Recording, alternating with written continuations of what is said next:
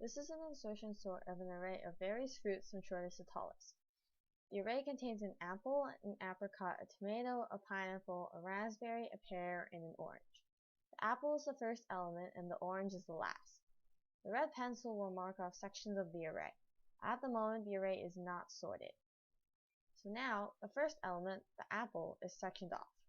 Since there are no elements before it, we move on to the next element.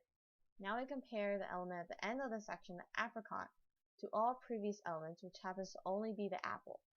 The apricot is smaller than the apple, so we switch the apricot and the apple. This section is sorted. So now we move on to the next element, tomato. We compare it to the previous elements in the section. The tomato is bigger than the apricot and smaller than the apple, so we take out the tomato, move the apple forward, and place the tomato in the open spot.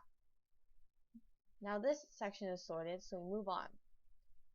The pineapple is bigger than all previous elements, so this section is already sorted, and so we move on. The next element is the raspberry. Compared to all previous elements, the raspberry is the smallest, so we pull the raspberry out and move all other elements in this section forward.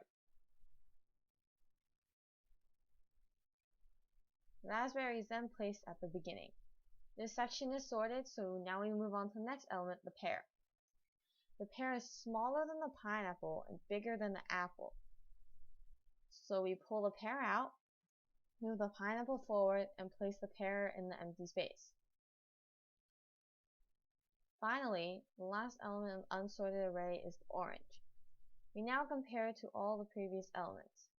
Since it is smaller than the apple and larger than the tomato, we pull the orange out, move the pineapple, pear, and apple forward, and place the orange in the empty space. Now the fruits are completely sorted from shortest to tallest.